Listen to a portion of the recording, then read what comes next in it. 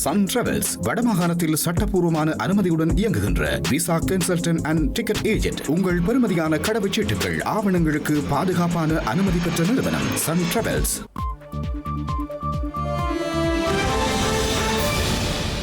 வணக்கம். இது ஐபிசி தமிழின் இரவு நேர பிரதான செய்திகள். முதலில் தலைப்புச் செய்திகள்.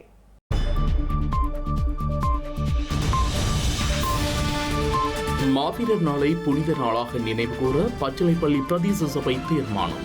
மதுபான சாலைகளுக்கும் பூட்டு.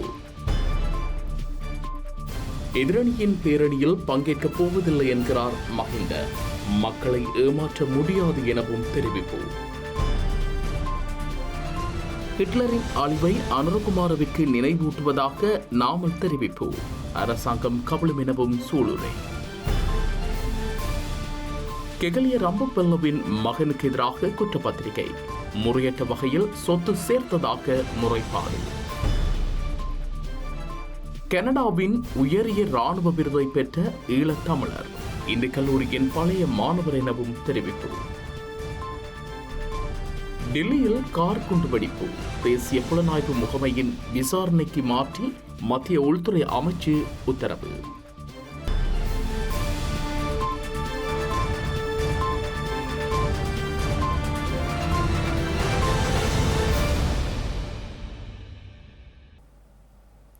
தொடர்பான விரிவான செய்திகள். மாவீரர் நாளை ஒரு புனிதமான நாளாக கொண்டாட கிளிநொச்சி பச்சிலைப்பள்ளி பிரதேச சபை தீர்மானம் நிறைவேற்றியுள்ளது. அன்றைய நாள் பச்சிலைப்பள்ளி பிரதேச சபைக்குட்பட்ட பகுதிகளில் மதுபான சாலைகளை மூடுவதென்றும் தீர்மானித்துள்ளது. இன்றைய சபை அமர்வின் பின் ஊடகங்களுக்கு கருத்து தெரிவித்த பச்சிலைப்பள்ளி பிரதேச சபை தவிசாளர் சுப்பிரமணியம் சுரேன் இவ்வாறு தெரிவித்துள்ளார். பச்சிலைப்பள்ளி பிரதேச சபையினுடைய 2026 ஆண்டிற்கான மக்கள் பங்கேற்புடன் கூடிய வரவு செலவு திட்டம் இன்றைய தினம் எங்களுடைய சபையினுடைய அனைத்து உறுப்பினர்களுடைய ஏகமனதான ஆதரவுடன் நிறைவேற்றப்பட்டிருக்கின்றது. உண்மையில் எங்களுடைய பிரதேச சபை அமைக்கப்பட்டு வரலாற்றில் முதன்முறையாக அனைத்து உறுப்பினர்களும் இந்த வரவு செலவு திட்டத்துக்கு ஆதரவு தெரிவித்திருக்கிறார்கள். ஒரு வரவேற்கக்கூடிய விடயம். அதே நேரம் இன்றைய தினம் சபையிலே மிக முக்கியமான தீர்மானங்கள் எங்களுடைய உறுப்பினர்களால் எடுக்கப்பட்டிருக்கின்றது. குறிப்பாக எதிர்வருகின்ற 27ஆம் தேதி நவம்பர் மாவீரர் நாளை முன்னிட்டு எங்களுடைய சபையினுடைய எல்லைக்குள் இருக்கின்ற அனைத்து மதுபான நிலையங்களையும் பூட்டுவதற்கான ஒரு தீர்மானத்தை எங்களுடைய சபை ஏகமனதாக எடுத்திருக்கின்றது. உண்மையில் ஒரு வரவேற்கக்கூடிய விடயம். எங்களுடைய இனத்தினுடைய விடிவுக்காக போராடி தங்கள் இன்னுயிர்களை ஆகுதியாக்கிய மாவீர செல்வங்களை நினைவு கூறுவதற்காக அன்றைய தினத்தை ஒரு புனிதமான நாளாக நினைவு கூறுவதற்கு எங்களுடைய சபை முடிவெடுத்திருக்கின்றது. இந்த விடயங்களை நாங்கள் சபையினுடைய எல்லைக்குட்பட்ட வர்த்தகர்களுக்கு தெரியப்படுத்தி அன்றைய தினம் அனைத்து மதுபான நிலையங்களையும் மூடுவதற்கு நடவடிக்கை எடுப்போம். அத்துடன் எதிர்வருகின்ற 27ஆம் தேதி இடம்பெற இருக்கின்ற மாவீரர் தின நிகழ்வுகளில் தமிழ் தேசமங்கம் இருக்கின்ற மக்கள் தங்களுடைய கனவுகளை சுமந்து மாவீரர்களுடைய நினைவுகளை சுமந்து அணிதிரண்டு எங்களுடைய மாவீரர் செல்வங்களுடைய தியாகங்களை மென்மேலும் உறுதிப்படுத்துவதற்காக ஒன்று கூட வேண்டும் என்கின்ற அழைப்பையும் பச்சிலைப்பள்ளி பிரதேச சபையினுடைய தவிசாளராக நான் விடுத்துக் கொள்கின்றேன். ஈழத்தமிழ் பூர்வீகத்தை கொண்ட ஒருவர் கனடாவின் உயரிய ராணுவ விருதை பெற்றுள்ளார். யாழ் இந்து கல்லூரியின் பழைய மாணவரான வாகிசன் மதியாபரணம் கனடாவில் ராணுவத்திற்கான சிறப்பு விருது அல்லது படைத்துறையின் தகுதி சிறப்புக்காக வழங்கப்படும் ஆர்டர் ஆஃப் மிலிட்டரி மெரிட் என்ற விருதை பெற்ற முதல் இலங்கை தமிழராக வரலாற்றில் இடம் பிடித்துள்ளார். கனடாவின் ஆளுநர் ஜெனரல் வசிக்கும் மாளிகையில் அவருக்கு விருது வழங்கப்பட்டு கௌரவிக்கப்பட்டது. மதியாபரணம் ஏறக்குறைய 30 ஆண்டுகள் கனடாவில் ராணுவத்தில் பணியாற்றி வருகின்றார். உள்நாட்டுப் போரால் இலங்கையிலிருந்து இடம்பெயர்ந்து கனடாவுக்கு வந்த அவர் சுமார் 30 ஆண்டுகள் கனடா ராணுவத்தில் பணியாற்றி அண்மையில் ஓய்வு பெற்றார் என்பதும் குறிப்பிடத்தக்கது. முல்லைத்தீவு கடற்பரப்பில் தொடர்ச்சியாக திருட்டு சம்பவங்கள் பதிவாகி வருவதாக நாடாளுமன்ற உறுப்பினர் துரைராசா ரவிகரன் சுட்டிக்காட்டியுள்ளார். குறித்த விடயம் தொடர்பில் ஸ்ரீலங்கா கடற்படை மற்றும் காவல்துறையினருக்கு தெரியப்படுத்தியும் நடவடிக்கை எடுக்க தயங்குவதாக நாடாளுமன்றில் சுட்டிக்காட்டியுள்ளார். மீன்பிடி, விவசாயம், சிறுகை தொழில், சுகாதாரம், போக்குவரத்து, கல்வி, சுற்றுலா, பாதுகாப்பு, என வாழ்வுக்கும் வாழ்வாதாரத்துக்கும் நாளும் நாளும் போராடி போராடி வாழுகின்ற வாழ்வியலை இந்த அரசும் தக்க வைக்கிறதா என்ற கேள்வியோடு மிகவும் நெருக்கமாகத்தான் இந்த வரவு செலவு திட்டம் பயணிக்க போகின்றது. திருடர்கள் களவெடுக்கின்றார்கள், வந்து பிடியுங்கள் என்றால் எங்களிடம் ஆட்கள் இல்லை என்று திணைக்களமும் எந்த ஒரு தட்டி கழிக்கும் நோக்கில் காவல் நிலையமும் கடற்படையும் இருக்கின்றன. அவர்களால் இப்படியான கருத்து கூற முடியுமா? கூறத்தான் இயலுமா? முல்லைத்தீவு கடல் பரப்பிலே ஒவ்வொரு நாளும் தான் திருட்டு தொழில் நடைபெறுகின்றது. கண்ணெதிரே சட்டத்துக்கு புறம்பாக நடைபெறும் இந்த மீன்பிடியை, ஊழலை உங்கள் அரசால் ஏன் இன்னும் கட்டுப்படுத்த இயலவில்லை? ஊழல் எங்கே உள்ளது? அகத்திலா அல்லது புறத்திலா? அடுத்து வரும் ஓராண்டும் இந்த அரசு எங்கள் மீனவர்களின் வயிற்றில் அடிக்கப் போகின்றதா? தடை செய்யப்பட்ட தொழில் முறைகளை காலந்தாழ்த்தாது விரைவாக கட்டுப்படுத்துங்கள் என்றுதான் கேட்கின்றோம். விடுதலை புலிகளின் கட்டுப்பாட்டில் இருந்த காலத்திலேயே குளிர்கூட்டிய பேருந்துகளில் பயணித்த எங்கள் மக்களுக்கு மாறி மாறி வரும் அரசுகளால் இந்த 15 ஆண்டுகளில் கூட ஒரு குளிர்கூட்டிய பேருந்துக்கான வழித்தடத்தை கூட முல்லைத்தீவுக்கு வழங்க முடியவில்லை. இலங்கையில் உள்ள உயர் மருத்துவமனை கட்டமைப்புகளில் 3 தேசிய மருத்துவமனைகள், 15 போதனா மருத்துவமனைகள், 14 சிறப்பு மருத்துவமனைகள் மற்றும் 21 மாவட்ட பொது மருத்துவமனைகள் என மொத்தமாக உள்ள 53 உயர் மருத்துவமனைகளில் பேரவையின் தலைவர் அவர்களே மொத்தமாக 53 உயர்தர மருத்துவமனைகளில் மன்னாரும் முல்லைத்தீவு மட்டும்தான் இன்னும் கஷ்டப்பட்ட மருத்துவமனைகளாக உள்ளன. இருவேறு காரணங்களுக்கான எதிர்வரும் 21ஆம் தேதி அரசாங்கத்திற்கு எதிராக எதிர்க்கட்சிகள் முன்னெடுக்கவுள்ள நுகேகொடை எதிர்ப்பு பேரணியில் கலந்து கொள்ளப் போவதில்லை என்று ஸ்ரீலங்கா முன்னாள் ஜனாதிபதி மஹிந்த ராஜபக்ச தெரிவித்துள்ளார்.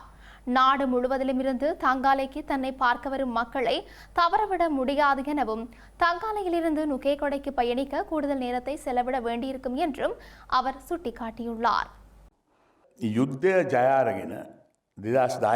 அரசாங்கத்திற்கு எதிராக எதிர்க்கட்சிகள் ஏற்பாடு செய்துள்ள போராட்ட பேரணியில் எனக்கு எந்த ஆட்சேபனையும் இல்லை. அதில் நான் மிகவும் மகிழ்ச்சி அடைகிறேன். இந்த நிகழ்வில் நான் பங்கேற்காததை சிலர் தவறாக புரிந்து கொள்ளலாம். ஆனால் 2 காரணங்களுக்காக அந்த பேரணியில் கலந்து கொள்ள முடியாது. இதேவேளை அரசாங்கம் முன்வைத்துள்ள வரவு செலவு திட்டம் தண்ணீர் போத்தல் போன்றது. போதைப்பொருள் சோதனைகளை நடத்தும் போது அரசாங்கம் எங்களை நோக்கி விரல் நீட்டியது. ஆனால் இப்போது நாங்கள் சொல்வது சரி என்பதை மக்கள் உணர்ந்துள்ளனர்.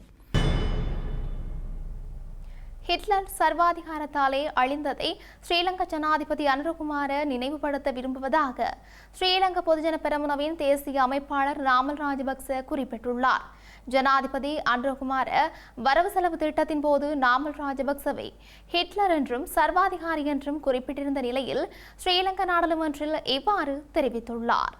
அமெரிக்காவும் ரஷ்யாவும் இணைந்து ஹிட்லரை தோற்கடித்தது போல எதிரணிகள் ஒன்றிணைந்து தேசிய மக்கள் சக்தி அரசாங்கத்தை தோற்கடிப்பார்களா என ஜனாதிபதி அனுரகுமார தெரிவித்திருந்தார். ஆனால் யார் இங்கு ரஷ்யா, அமெரிக்கா என ஸ்ரீலங்கா பொதுஜன பெரமுனவின் தேசிய அமைப்பாளர் நாமல் ராஜபக்ச கேள்வி எழுப்பியுள்ளார். யார் இங்கு ரஷ்யாவாக இருந்தால் என்ன, அமெரிக்காவாக இருந்தால் என்ன, அது முக்கியமில்லை எனவும் ஹிட்லர் அவருடைய சர்வாதிகாரத்தாலே அழிந்தார் என்பதுதான் முக்கியம் என்றும் அவர் குறிப்பிட்டார். ஸ்ரீலங்கா முன்னாள் அமைச்சர் ஹெஹலிய ரம்புக்வெல்லவின் மகன் ரமித் ரம்புக்வெல்லவிற்கு எதிராக கொழும்பு மேல் நீதிமன்றில் குற்றப்பத்திரிகை தாக்கல் செய்யப்பட்டுள்ளது. முறையற்ற விதத்தில் சொத்துக்களை ஈட்டியதாக கெஹலிய ரம்புக்வெல்லவின் மகன் ரமித் ரம்புக்வெல்லவிற்கு எதிராக குற்றம் சுமத்தப்பட்டுள்ளது. இந்த வழக்கு இன்று கொழும்பு மேல் நீதிமன்ற நீதிபதி முகமது மிகால் முன்னிலையில் விசாரணைக்கு எடுத்துக் கொள்ளப்பட்டது. இதன்போது லஞ்சம் மற்றும் ஊழல் விசாரணை ஆணைக்குழுவினால் பிரதிவாதிக்கு எதிராக தாக்கல் செய்யப்பட்ட குற்றப்பத்திரிகை கையளிக்கப்பட்டது. இதனை அடுத்து பிரதிவாதியை 50,000 ரூபாய் ரொக்கப் பிணையிலும் தலா 10 லட்சம் ரூபாய் பெறுமதியான 2 சரீர பிணைகளிலும் விடுவிப்பதற்கான உத்தரவை நீதிபதி பிறப்பித்தார். பிரதிவாதியின் கைரேகைகளை பெற்று அறிக்கை சமர்ப்பிக்குமாறும் மேல் நீதிமன்ற நீதிபதி உத்தரவு பிறப்பித்தார். 2022 ஆண்டு ஜனவரி மாதம் 1ஆம் தேதிக்கும் 2023 ஆண்டு நவம்பர் மாதம் 14ஆம் தேதிக்கும் இடைப்பட்ட காலப்பகுதியில் 29,65,66,444 ரூபாய் 76% பெறுமதியான சொத்துக்கள் மற்றும் உடைமைகளை ஈட்டியுள்ள அவர் அவற்றில் 27,53,02,616 ரூபாய் 6% பெறுமதியான பணம் மற்றும் சொத்துக்களை ஈட்டிய விதத்தை உரிய வகையில் வெளிப்படுத்த தவறியமை தொடர்பில் அவருக்கு எதிராக குற்றச்சாட்டுகள் சுமத்தப்பட்டுள்ளமை குறிப்பிடத்தக்கது. வடக்கு மாகாணத்தில் விளையாட்டுகளை ஊக்குவிப்பதற்கும் அத்தியாவசிய விளையாட்டு உட்கட்டமைப்பு வசதிகளை மேம்படுத்துவதற்கும் முக்கியத்துவம் அளித்து யாழ்ப்பாண மாவட்டத்தில் புதிய உள்ளக விளையாட்டரங்கை நிர்மாணிப்பதற்கான முன்மொழிவுக்கு ஸ்ரீலங்கா அமைச்சரவை ஒப்புதல் அளித்துள்ளது. வடக்கு மாகாணத்தில் உள்ள பாடசாலைகள் மற்றும் விளையாட்டுக் கழகங்களுக்கிடையில் உள்ளக விளையாட்டுகளை அபிவிருத்தி செய்வதை இந்த திட்டம் நோக்கமாக கொண்டுள்ளது. மேசைப்பந்து, டென்னிஸ், பூப்பந்து, வலைப்பந்து மற்றும் சதுரங்கம் போன்ற உள்ளக விளையாட்டுகளுக்கு தேவையான வசதிகள் இந்த விளையாட்டரங்கில் ஏற்படுத்தப்படவுள்ளன. இதற்காக விளையாட்டு மற்றும் இளைஞர் விவகார அமைச்சர் சமர்ப்பித்த இந்த யோசனைக்கு அமைச்சரவை அங்கீகாரம் வழங்கியுள்ளது. இந்த நவீன உள்ளக விளையாட்டரங்கை நிர்மாணிப்பதற்கு 170 மில்லியன் ரூபாய்கள் செலவாகும் என மதிப்பிடப்பட்டுள்ளது.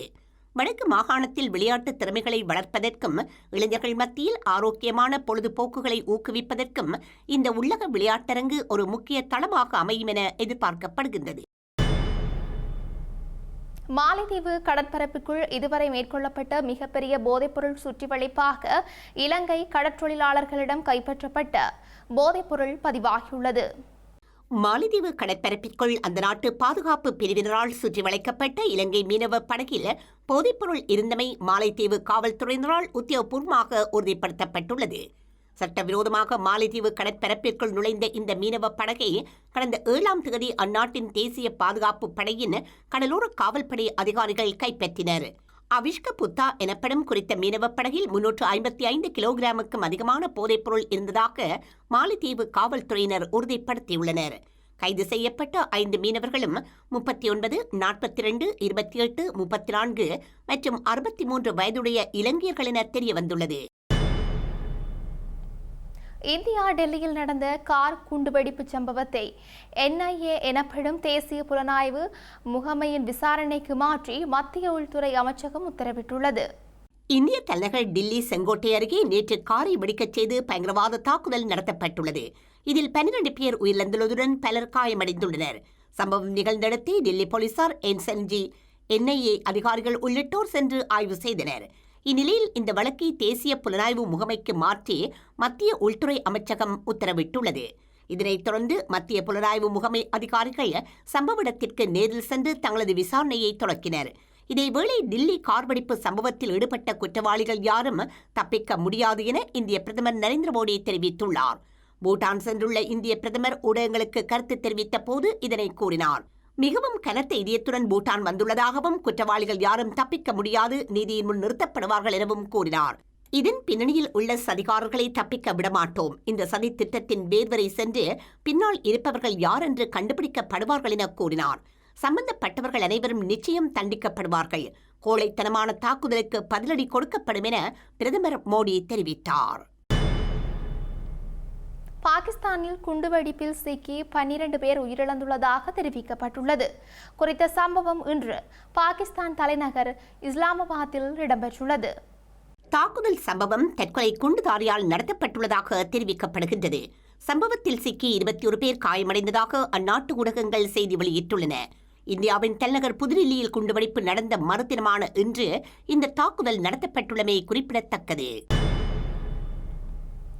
ஈழத்தமிழர்களின் கார்த்திகை பூ நவம்பர் 27 தேசிய நினைவு நாளுக்கு முன்னர் உலகில் ஒரு முன்னோடி அடையாளமாக வரும் நவம்பர் 11ஆம் நாள் இன்று சிவப்பு பொப்பி மலர்கள் மற்றும் சோளப்பூக்களின் அஞ்சலிப்புகளுடன் பல நாடுகளில் இடம்பெற்றுள்ளன. 1,80,00,000க்கும் அதிகமான மனித உயிர்களை குடித்த முதலாம் உலகப் போரை முடிவுக்கு கொண்டு வருவதற்கான போர் நிறுத்தம் நடைமுறைக்கு வந்த இந்த நாளில் பிரான்சில் அரசு தலைவர் இமானுவேல் மேக்ரன் தலைமையில் அஞ்சலி நிகழ்வுகள் இடம்பெற்றுள்ளன.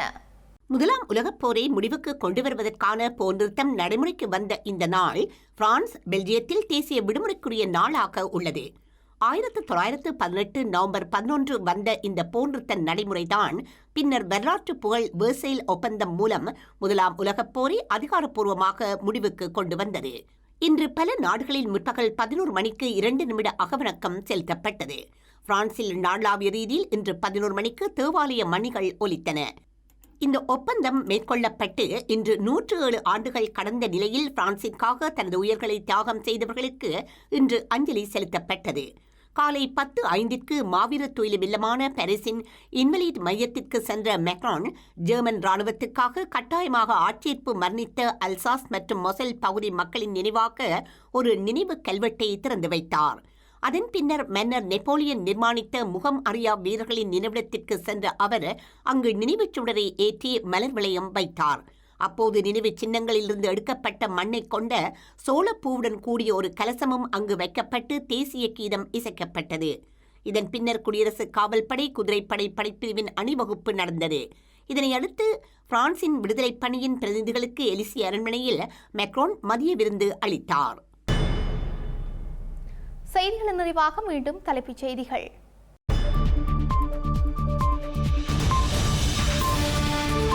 மாவீரர் நாளை புனித நாளாக நினைவுகூர பச்சிலைப்பள்ளி பிரதேச சபை தீர்மானம். மதுபான சாலைகளுக்கும் பூட்டு. எதிரணியின் பேரணியில் பங்கேற்கப் போவதில்லை என்கிறார் மஹிந்த. மக்களை ஏமாற்ற முடியாது எனவும் தெரிவிப்பு. ஹிட்லரின் அழிவை அனுரகுமாரவிற்கு நினைவூட்டுவதாக நாமல் தெரிவிப்பு. அரசாங்கம் கபலம் எனவும் சூளுரை. கெகலிய ரம்பப்பெல்லவின் மகனுக்கு எதிராக குற்றப்பத்திரிகை. முறையற்ற வகையில் சொத்து சேர்த்ததாக முறைப்பாடு. கனடாவின் உயரிய இராணுவ விருதை பெற்ற ஈழத்தமிழர் இந்த கல்லூரியின் பழைய மாணவர் எனவும் தெரிவிப்பு. டெல்லியில் கார் குண்டு வெடிப்பு. தேசிய புலனாய்வு முகமையின் விசாரணைக்கு மாற்றி மத்திய உள்துறை அமைச்சு உத்தரவு.